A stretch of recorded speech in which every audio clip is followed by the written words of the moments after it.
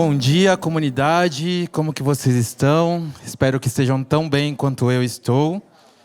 Seja muito bem-vindo, você que está nos assistindo tanto aqui no Teatro UOL, quanto também online. Para você que está assistindo online, tanto bom dia, boa tarde, boa noite, depende do horário que você está nos acompanhando. Você que quer contribuir para continuar com esse projeto maravilhoso que fazemos parte, você tem aqui, tanto na tela aqui acima, quanto aí na sua tela, a nossa chave Pix, que é pix@umlugarcomunidade.com.br. Assim você pode participar e ser comunidade com a gente, tanto aqui quanto aí. Você também pode nos acompanhar na comunidade do WhatsApp. Como seguir a nossa comunidade no WhatsApp? Você pesquisa por Um Lugar Comunidade lá no app, ou também pode nos seguir pelo link da bio lá no nosso Instagram. Aproveitando, siga-nos também lá nas nossas redes sociais. Um Lugar Comunidade no Instagram ou também no nosso canal do YouTube. O que você pode nos acompanhar na nossa programação? Às terças-feiras nós temos as nossas lives de oração lá no nosso perfil do Instagram. Às quartas-feiras nós temos estudos bíblicos lá no nosso canal do YouTube. E também acompanhe e não perca a programação do Ministério das Famílias aqui na comunidade. Temos também os nossos pequenos grupos. Não só aqui no Brasil, mas também no mundo. Você pode encontrar um PG o mais próximo da sua casa. E aí você pode também ter fora daqui do Teatro UOL, tanto fora também do online, também em algumas casas dos nossos PGs. Entre no nosso site umlugarcomunidade.com.br e acompanhe e pesquise onde são os PGs mais próximos da sua casa. Não só também pelo site, mas também pelo aplicativo da comunidade que você pode pesquisar e fazer o seu cadastro. Hoje nós estamos no 4º episódio da série Ahavá, que é o amor no Antigo Testamento. Hoje quem vai trazer a nossa palavra é o pastor Edson Nunes. E vamos aproveitar agora o início do culto, aproveitar que todo mundo já está mais tranquilo. Vamos abrir os nossos celulares e colocar os nossos celulares no silencioso, para não atrapalhar a nossa adoração nessa manhã. Ok? Vamos orar? Senhor Deus, muito obrigado, Senhor, por ter nos trazido aqui nessa manhã para adorar o Teu nome, para ouvir a Tua voz, para estar em comunidade. Obrigado, Senhor, pela oportunidade que temos de todos nós estarmos aqui e mais pessoas poderem chegar aqui. Obrigado, Jesus, por todas as maravilhas que tem concedido às nossas vidas. Nós somos muito felizes por isso. Em nome de Jesus, amém.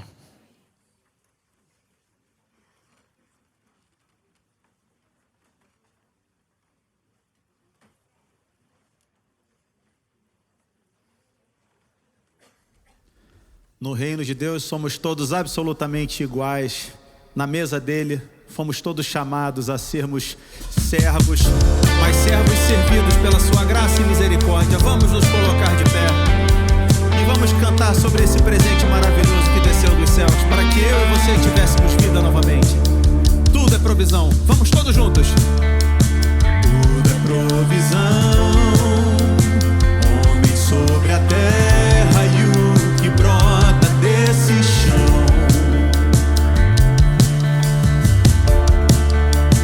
Tudo vem do Pai, Deus se fez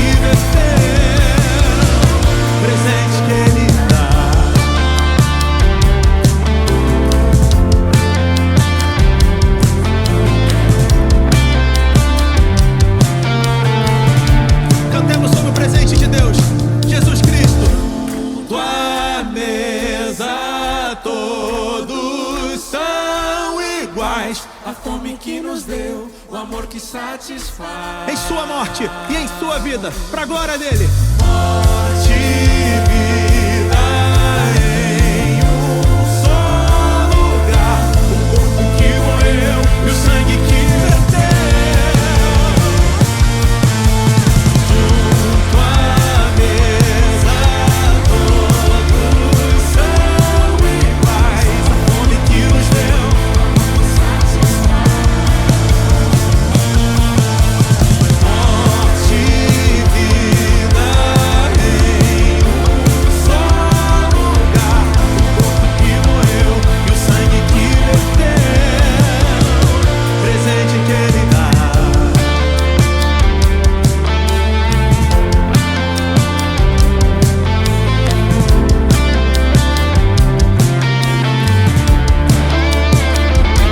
A vida e a morte de Jesus são a maior prova de que Deus está presente na minha e na sua vida. Louvemos ao nome daquele que se fez presente para que eu e você tivéssemos vida novamente. Vida novamente. E neste ato, nisto consiste a maior bondade, a maior misericórdia que o ser humano já pôde experimentar um dia na sua existência. Deus, o mesmo Deus que um dia prometeu que desceria até essa terra e que morreria por mim e por você, é o que continua sendo fiel a todas as suas promessas. Ele continua sendo bom e fiel o tempo inteiro. Te amo, Deus, tua graça nunca falha. Todos os dias, todos os dias, eu estou em tuas mãos. Desde quando me levanto até eu me deitar, eu cantarei da bondade de Deus. Cantarei porque Ele é bom e fiel. És fiel em todo tempo, em todo tempo. Em todo tempo tu és tão bom. Com todo o fôlego que tenho, eu cantarei da bondade de Deus. Tua doce voz que me guia em meio ao fogo, na escuridão, tua presença me conforta. Eu sei que és meu Pai e que amigo és. Eu vivo na bondade de Deus, porque Ele é bom e fiel.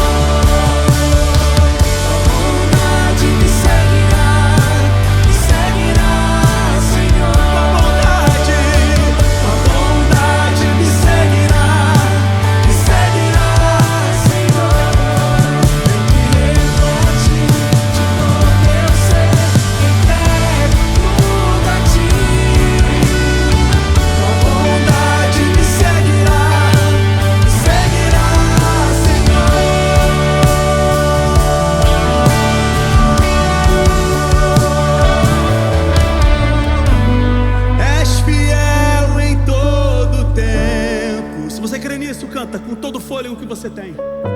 Em todo tempo, Ele é bom. Tão bom.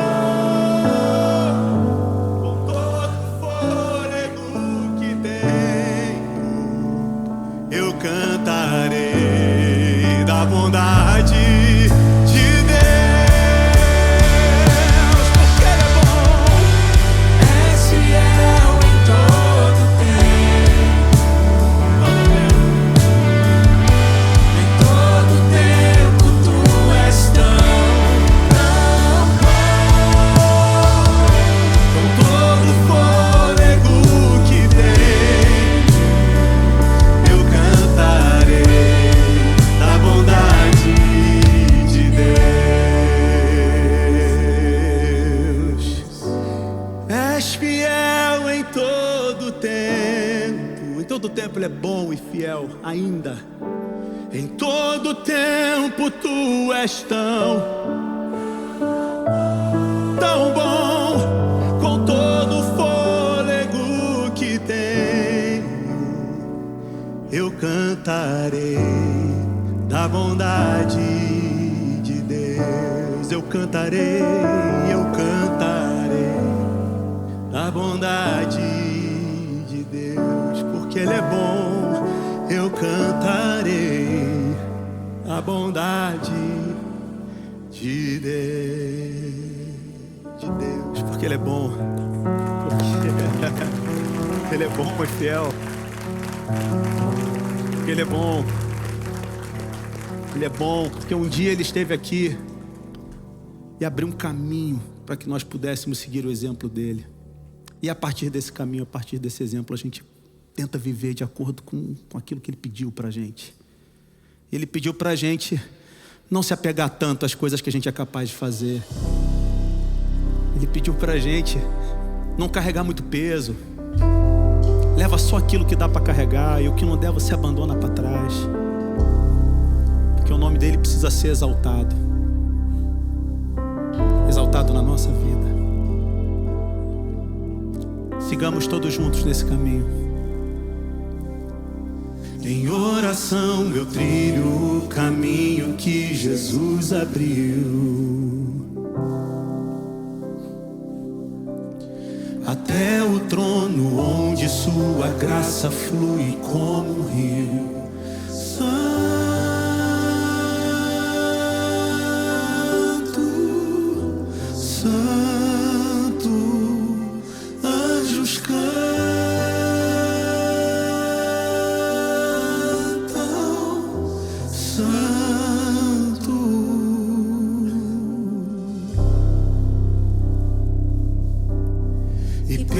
Fé caminho até avistar o autor da minha fé. E o que eu posso oferecer para honrar quem Ele é?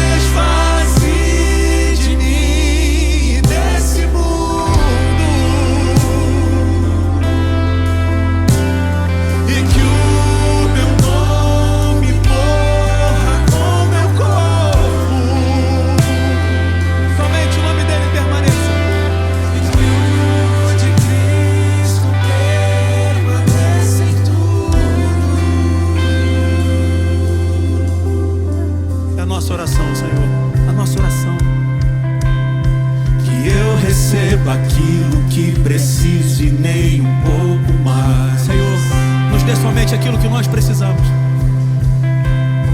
Me dê os bens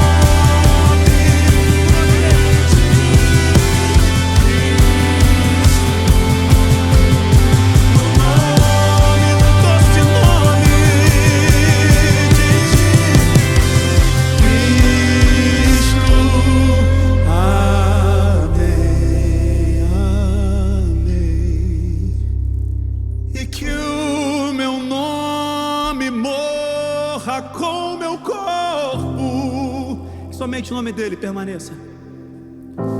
E que o de Cristo permaneça em tudo. Que o nome dele cresça e o meu diminua. E que o meu nome morra com o meu corpo, para que o nome dele seja exaltado eternamente sobre todo nome. E que o de Cristo permaneça em tudo.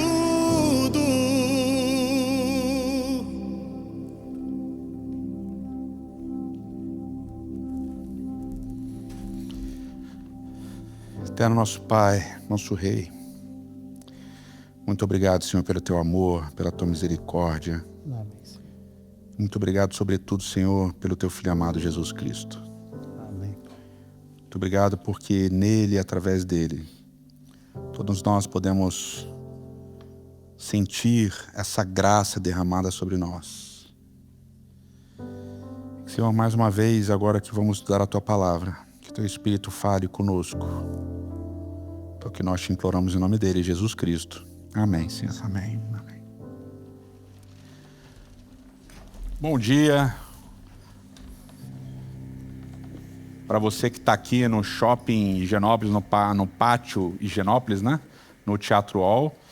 E bom dia, boa tarde, boa noite para você que acompanha a gente aí, da onde você estiver, através da internet. Bom, antes de começar, eu queria fazer um negócio que a gente não faz sempre, mas que é muito importante, porque tem a ver com esse sentimento de pertença, de fazer parte de uma comunidade. Eu queria apresentar duas pessoas aqui para vocês, muito importantes. Eli Almeida e o pastor Léo Lins, que é Leandro Lins, tá? Não é o Léo Lins comediante, que isso daria um problema, mas ele é Leandro Lins, chamado carinhosamente de Léo Lins. Bom, o Eli Almeida, esse moço bonito aqui, é formado em administração e tal, trabalha com administração, e ele é o responsável por todos os pequenos e grandes grupos aqui no Brasil, tá? Então, se você, na sua cidade, aqui em São Paulo, se você quiser se reunir durante a semana para orar, para bater um papo, estudar alguma coisa da Bíblia e tal, se você quiser se sentir acolhido por uma galera legal da comunidade, você procura o Eli Almeida, está nas nossas redes e tal. Entra no nosso aplicativo, tá? No nosso app, você acha na loja da Android e da Apple. Você baixa lá e você pode fazer parte de um pequeno grupo ou de um grande grupo aqui na cidade de São Paulo, no estado de São Paulo, em Belo Horizonte, em Manaus, em Florianópolis, em Curitiba, tem alguns. E tem vários outros espalhados, Palmas, São José dos Campos, Campinas, Ceará, enfim, ele sabe muito mais que eu e tal. E aí, vira e mexe, você vai receber uma visita dos pastores da nossa comunidade para estar com vocês aí, passar um tempo com vocês, tá bom? Então, Eli Almeida, você procura para saber tudo dos pequenos e grandes grupos da comunidade. E ao lado dele, então, o pastor Leandro Lins, carinhosamente chamado de Léo Lins. Ele é formado em teologia, ele é mestre em teologia, ele tem MBA em comunicação, em empreendedorismo e tal. Ele mora em Portugal e ele vai ajudar a gente a organizar os nossos pequenos e grandes grupos também em Portugal e no restante da Europa. Então, se você quiser, você mora fora, tem uma galera que mora fora aí, eu sei que acompanha a gente da Irlanda, Inglaterra, Suíça, a galera que acompanha a gente de fora. O Léo está aí à disposição para trocar ideia com vocês e construir alguma coisa com vocês. Aí vai ser um pouquinho mais difícil a gente visitar vocês, né? A relação real-euro não está tão legal para a gente visitar vocês, mas o Léo vai estar lá e ele vai visitar vocês, ele vai estar com vocês, vai abraçar vocês. Então é só entrar em contato com ele. O Léo é casado com a Laís também, ele é pai do Levi e do Luiz, tá bom? Valeu, uma salva de palmas para eles. Obrigado. E a gente está na série Ahavá, Amor, falando exatamente sobre amor na Bíblia. E vocês viram semana passada um belíssimo sermão do pastor Marcelo, falando um pouquinho sobre a relação de Saul com Davi, esse personagem complexo que era Saul. E a gente vai construir um pouquinho mais sobre essa complexidade. A gente viu que Saul, né, não teve o processo de unção de Saul não deixou tão claro por que Deus escolheu ele como rei sobre Israel. tem 3 narrativas, na verdade, de unção de Saul, e nenhuma delas parece que tem um ápice, um negócio que você olha assim e fala assim, pô, é por isso que Saul foi ungido rei. É uma situação meio confusa, e é um personagem meio truncado, ele tem algumas questões interessantes, mas o texto bíblico diz que ele amava Davi, né? Quando ele é apresentado a Davi a primeira vez, ele amava Davi. E a construção desse relacionamento de amor dele com Davi é uma construção super confusa, né? Ele ama Davi, mas ele quer matar Davi o tempo todo. Ele vai atrás de Davi, aí ele perdoa Davi, depois quer matar Davi de novo e tal. É uma relação meio estranha. Ele parece que não entende muito bem o que significa amor, né?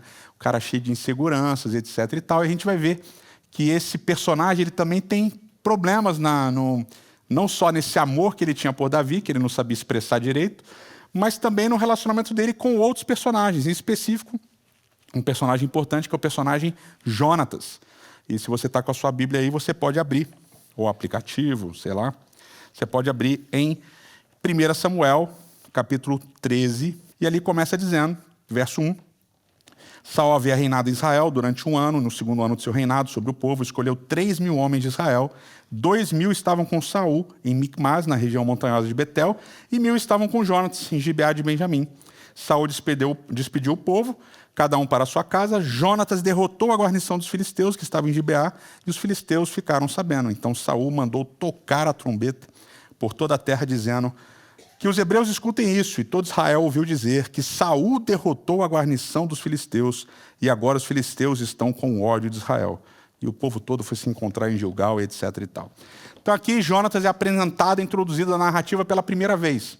Ele aparece como um líder militar. E não é qualquer líder militar, é um líder militar que ganha uma batalha contra os filisteus. E é isso que a gente sabe. E depois que ele ganha a batalha contra os filisteus, o texto diz que Saul mandou dizer que ele, Saul, tinha ganhado a batalha dos filisteus.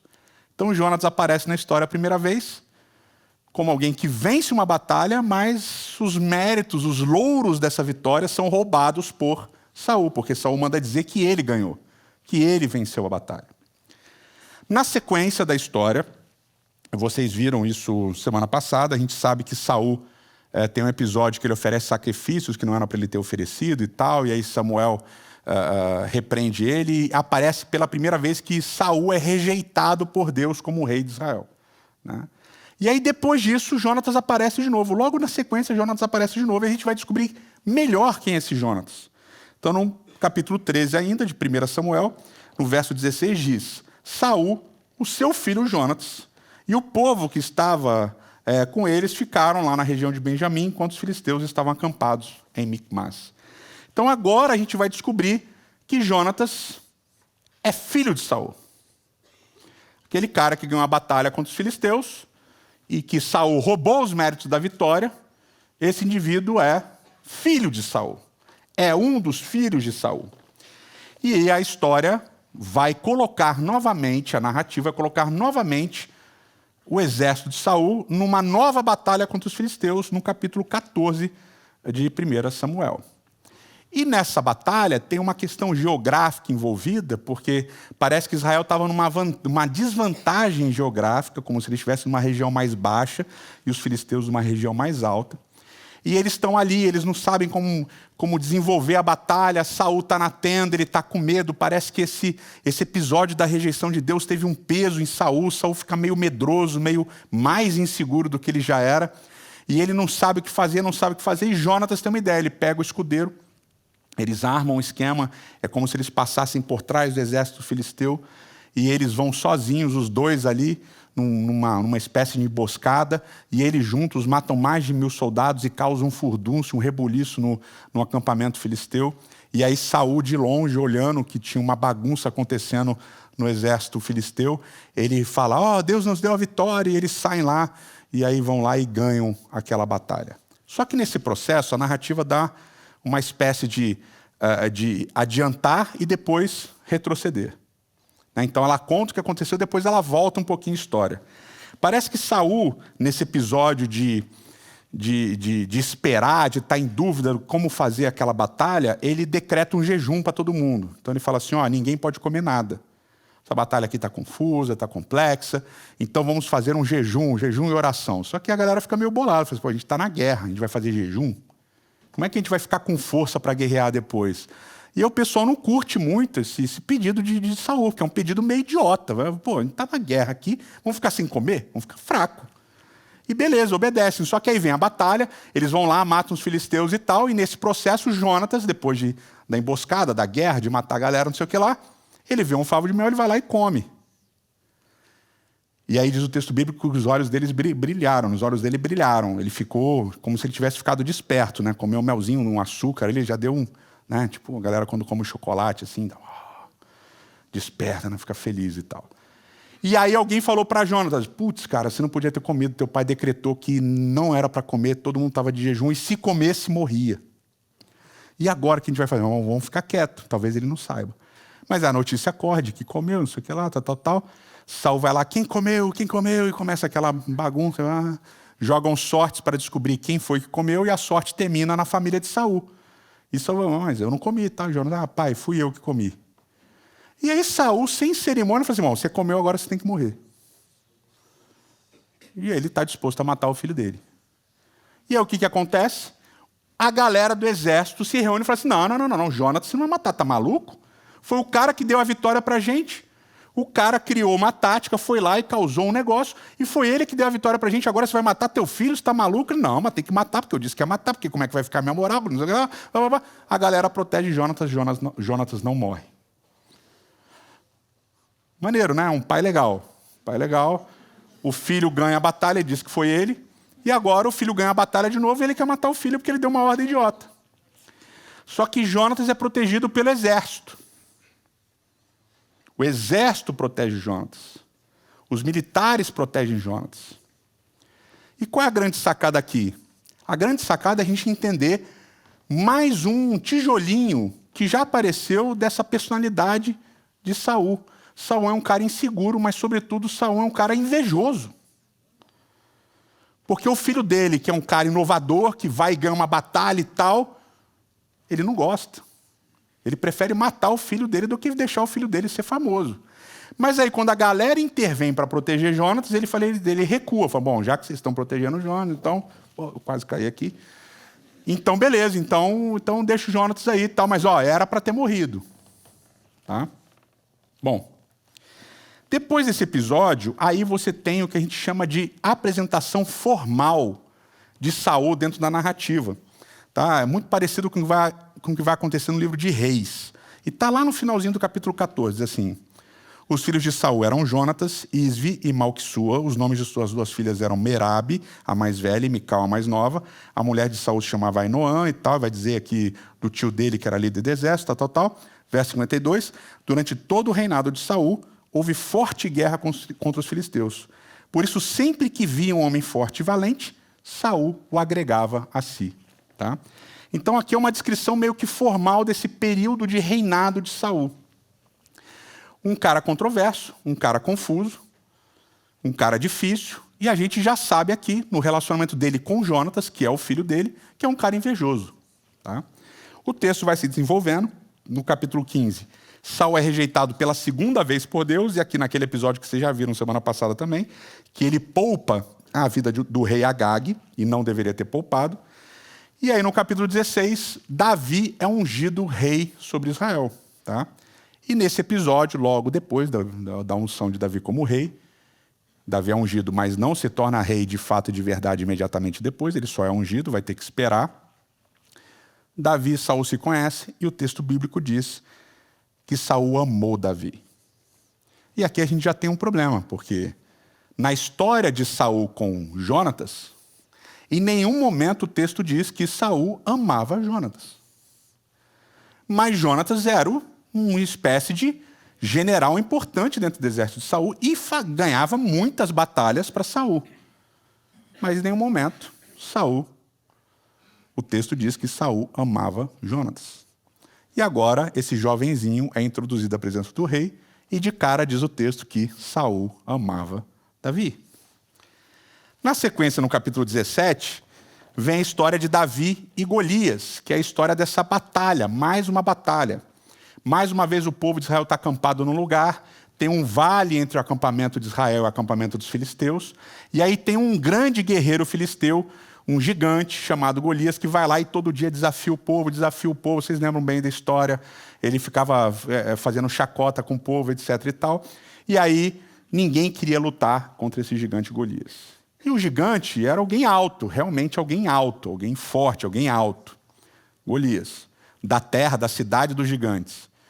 Só que se vocês lembrarem, tem um detalhe importante de Saul, talvez o detalhe mais importante que a Bíblia descreve fisicamente sobre Saul. Como é que era Saul? Alto. Diz o texto bíblico que nenhum israelita chegava nem aonde? Nem no ombro dele. Então ele era mais alto que todo mundo. Então você tem um gigante representando os filisteus e você, em tese, também tem um gigante representando os israelitas. Só que o gigante dos israelitas está onde? Na tenda. Ele está com medo. Fala, eu tá maluco, vou lutar com esse cara, eu vou ficar aqui de boa. E aí vem o jovenzinho Davi e tal. Pô, como é que vocês deixam esse cara ficar zoando a gente? Pô, temos que ir lá e matar esse cara. Papapá. Aí fala assim, pô, tá tão feliz, vai lá você e mata o cara. Aí Davi falou, eu vou. E aí levaram ele para a tenda de Saul. E aí acontece um episódio importante. O que acontece na tenda de Saul? Eles querem vestir Davi. E eles vestem Davi com que armadura? De Saul. E a armadura fica como? Gigante, pesada, porque Saul era grande, Davi era pequenininho. E Davi fala, não, tá maluco, eu não vou fazer isso não. E ao invés de usar uma tática militar comum, ele usa uma tática militar disruptiva, um negócio diferente, uma tática ousada. Ele falou, eu vou com essa roupa mesmo, pega as pedrinhas, coloca embaixo do cinto, embaixo, ninguém via as pedrinhas, e vai com uma funda amarrada na mão, que olhando de longe ninguém via que a funda estava amarrada na mão. E aí ele derruba Golias com a funda, e depois ele vai lá e mata Golias com a espada. Né? Que é uma história maneira que ninguém conta para as crianças, né? A gente sempre fala que Davi derrubou o gigante com a pedra na funda, depois não conta que Davi foi lá e decapitou o gigante, mas isso é uma outra história. Pô, decapitar é pesado para as crianças. Então, fica só na funda. Só que aí tem um detalhe. Saul era o gigante, Golias era o gigante. Saul era benjamita. O texto várias vezes diz que Saul era benjamita. E no livro de Juízes, que vem antes de Samuel, a principal arma dos benjamitas era a funda, de tacar pedra. E o texto diz que eles eram bons com a direita, jogando funda, e com a esquerda, jogando funda. Então eles eram ambidestros. Eles podiam jogar as pedras com as duas mãos. Então Saul era benjamita, então, em tese, o que ele sabia usar? A funda. Só que Davi derruba Golias com a funda. Só que Davi não é da tribo de Benjamim. Saul era. Então o texto todo está construindo uma história para dizer para vocês o seguinte: quem era para ter lutado contra Golias era Saul. Mas Saul está com medo e não vai. Davi vai. E aí vem um paralelo que a gente não percebe, mas que o narrador já disse para a gente. Jonatas usou tática militar para ganhar uma guerra logo um pouquinho antes, alguns capítulos antes. E o pai dele ficou o quê? Muito bravo. E aqui Davi também usa uma técnica militar fora dos padrões, para também ganhar uma guerra. Só que dessa vez Saul, né, fala um monte de coisa, ele enaltece Davi. E aí vem um detalhe que é muito sutil, que o narrador vai colocar para a gente. Capítulo 18 de Samuel, 1 Samuel. Diz assim: depois de Davi ter falado com Saul, a alma de Jonatas se ligou à de Davi numa profunda amizade. E Jonatas o amou como a sua própria alma. Verso 2. Naquele dia, Saul reteve a Davi, não permitiu que ele voltasse para a casa do pai. Lembra que na apresentação formal de Saul, diz o texto que todo cara que era bom guerreiro, Saul pegava para ele, que ele queria no exército. Verso 3. Jonatas e Davi fizeram uma aliança porque Jonatas o amava. Repete pela segunda vez que Jonatas o amava. Como a sua própria alma. Jonatas tirou a capa que ele vestia e deu a Davi. Também deu a sua armadura, inclusive a espada, o arco e o cinto. E onde quer que Saul enviava, Davi ia e vencia, etc. e tal. Agora olha que interessante, perceba a construção. Quando Saul dá suas roupas para Davi, o que Davi faz com aquelas roupas? Com aquela armadura, com aqueles... Ele rejeita. Mas agora, Jonatas, o filho de Saul, dá a capa, a espada, a armadura para Davi, e Davi aceita. E eles fazem uma aliança. E aqui é muito interessante porque ele usa 3 palavras. Ele usa a palavra berit, para aliança, que é a palavra comum para aliança. Ele usa o verbo kashar, que tem a ver com amarração, com amarrar alguma coisa. E ele usa o verbo ahav, amar. Então parece que eles fazem um contrato entre eles, que é extremamente interessante. Eles se amarram nessa aliança. Só que o texto tem uma nuance interessante, além dessa troca de roupas aí. De Saul ele rejeita, de Jonatas ele aceita. Que é o fato de que o texto repete por 2 vezes que Jonatas amava Davi. Mas em nenhum momento ele diz que Davi amava Jonatas. E agora olha que interessante. Saul ama Davi, Jonatas ama Davi. Davi é o objeto de 2 pessoas que o amam. E o texto do capítulo 18 continua. E é muito interessante. Então, por 2 vezes, aparece aqui no início do capítulo 18, que Davi é amado por Jonatas. Você continua. Aí você vai ter o verso 20. Não, o verso 16. Porém, todo Israel e Judá amavam Davi, porque fazia saídas e entradas militares diante deles. Então, todo Israel e Judá amavam Davi. Mais uma vez, Davi é objeto do amor. Não é o sujeito, mas é o objeto do amor. Depois o texto continua, verso 20. Mas Mical, a outra filha de Saul, amava Davi. Comentaram isso para Saul. Saul amou a ideia e fez Davi casar com Mical. Mais um, verso 22. Saul ordenou que seus servos falassem confidencialmente com Davi, dizendo: o rei tem afeição por você e todos os servos dele amam você. Então, os servos de Saul amam Davi. E no final do capítulo, verso 28, lá para o finalzinho, Saul viu e reconheceu que o Senhor estava com Davi, e Mical, filha de Saul, o amava, ou seja, amava Davi. Então a gente tem no capítulo 18, por 6 vezes o verbo amar. E nessas 6 vezes o objeto do amor é Davi. Então é Davi amado por todo mundo. E dessas 6 vezes, 2, Judá, Israel e os servos de Saul, 4 vezes são filhos de Saul. 2 vezes Mical e 2 vezes Jonatas.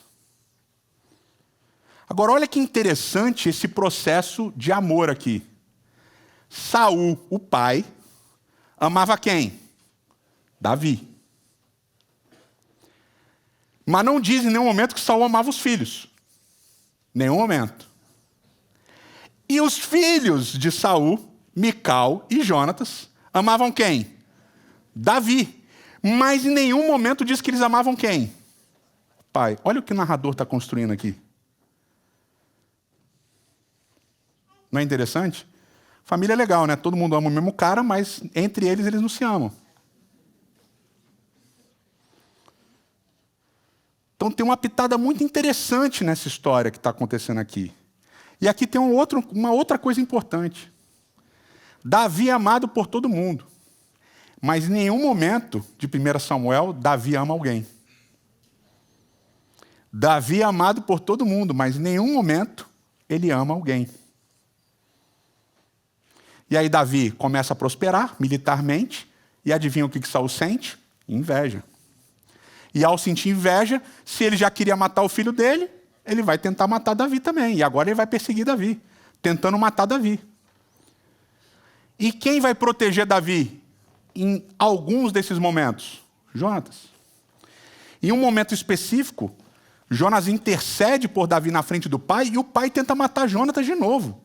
Lança uma lança e quase pega em Jonatas. Porque Jonatas defendeu Davi. E aí, Jonatas e Davi se encontram no momento à noite, porque Saul ia matar Davi, etc. e tal, e eles refazem a aliança no capítulo 20, verso 17. Diz lá assim: Jonatas fez com que Davi jurasse de novo pelo amor que ele tinha, porque Jonatas o amava com todo o amor de sua alma. Então Jonatas amava Davi e faz novamente com ele uma aliança, um contrato. Então o narrador, sequencialmente, ele vai dizer 3 vezes para a gente. E aqui realmente tem um acúmulo. Porque Mical aparece amando Davi 2 vezes. Mas Jonatas aparece amando Mical 3 vezes. E nesse processo do amor de Jonatas por Davi, o texto, muito propositadamente, ele vai ter uma nuance que a gente não percebe. O texto enfatiza que Jonatas amava Davi. Mas em nenhum momento o texto diz que Davi amava Jonatas.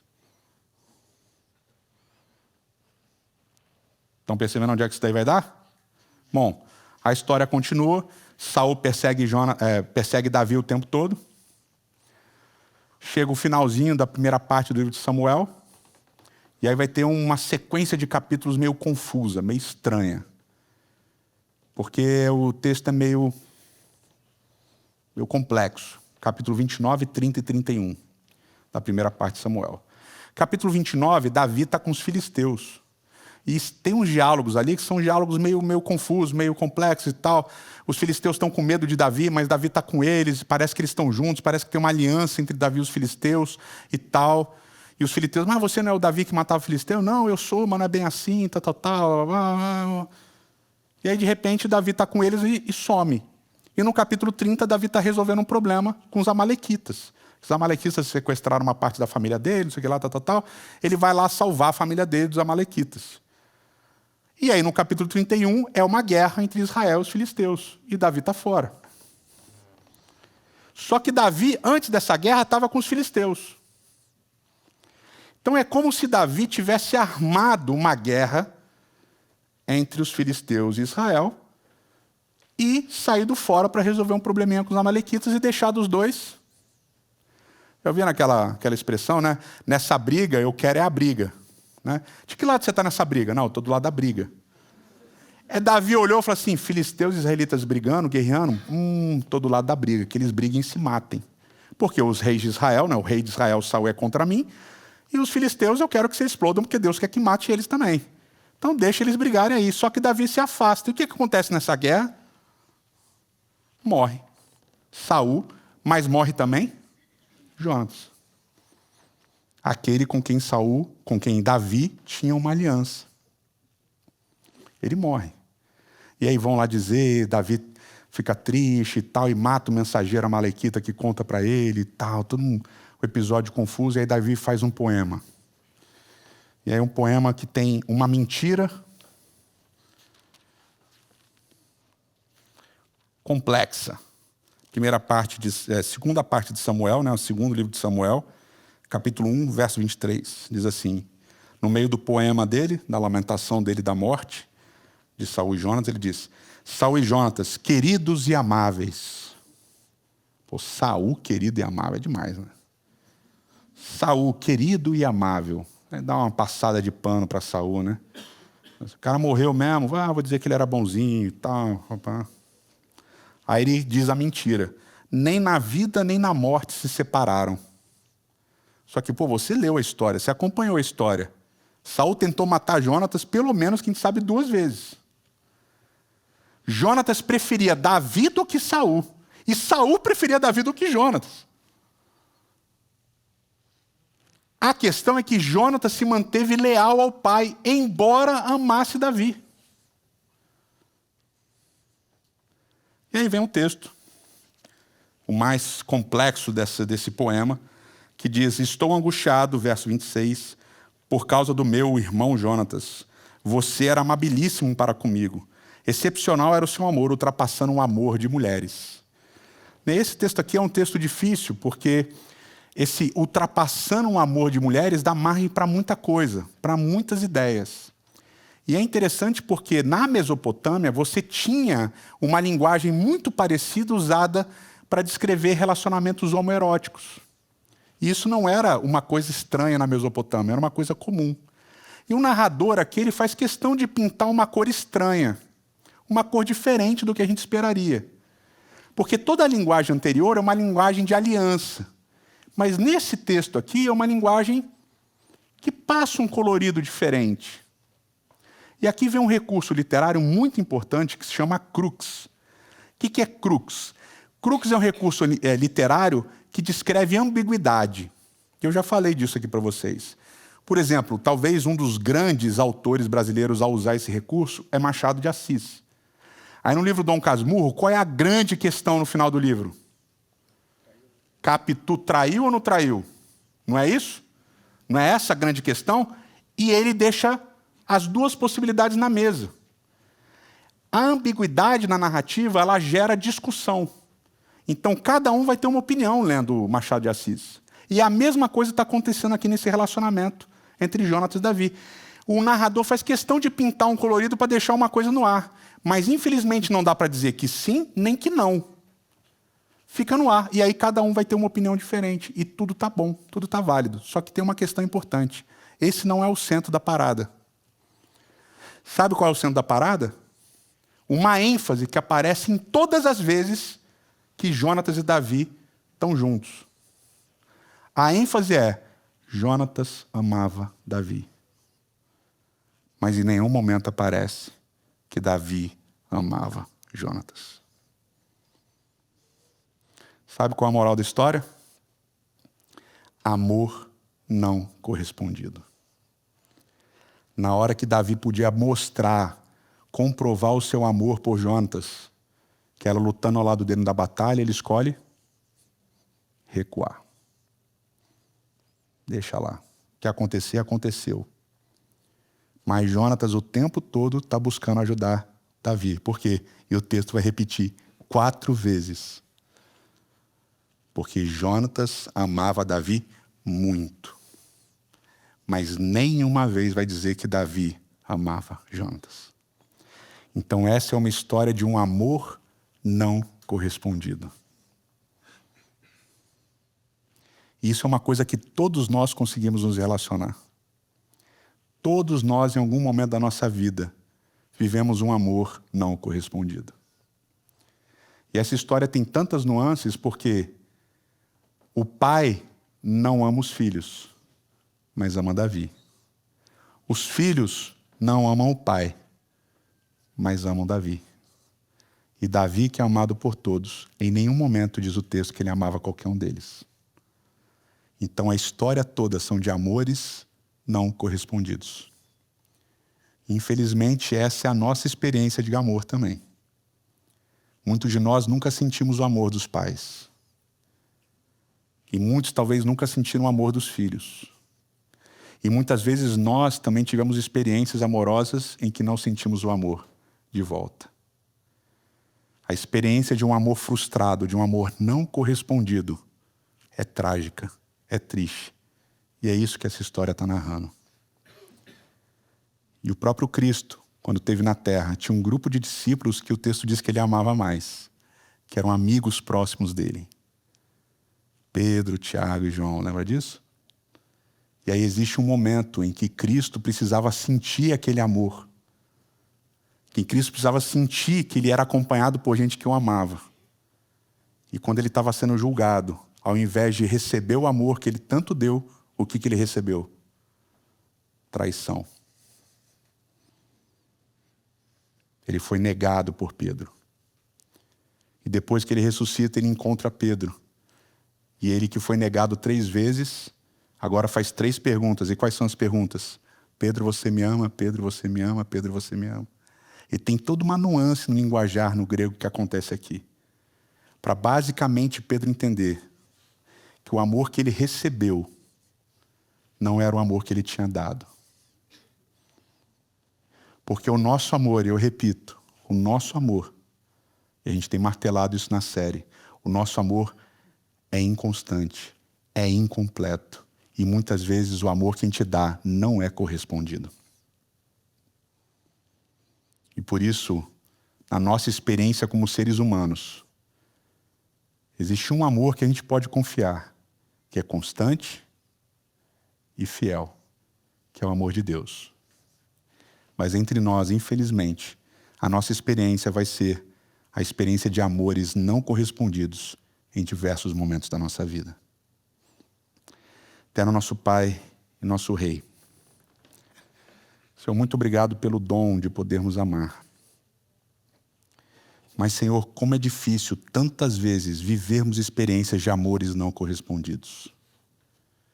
Como é difícil muitas vezes como pais não sentirmos a correspondência do nosso amor nos filhos.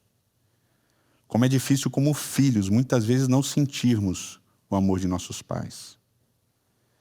E muitas vezes, Senhor, nas amizades e nos relacionamentos amorosos, com certeza, em algum momento, amamos e não fomos correspondidos.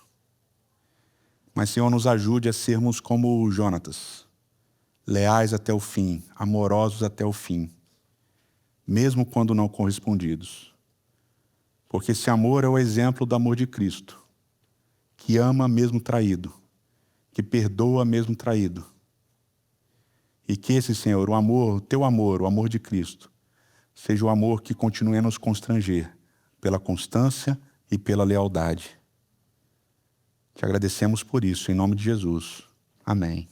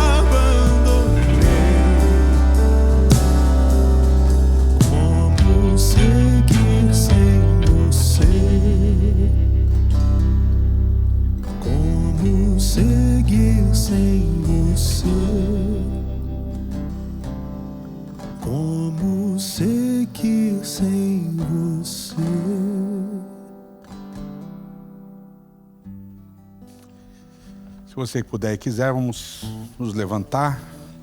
Se você quiser que a gente se abençoe, estenda as suas mãos e diga comigo: que o Senhor te abençoe e te guarde. Que o Senhor faça brilhar o seu rosto sobre ti e tenha misericórdia de ti.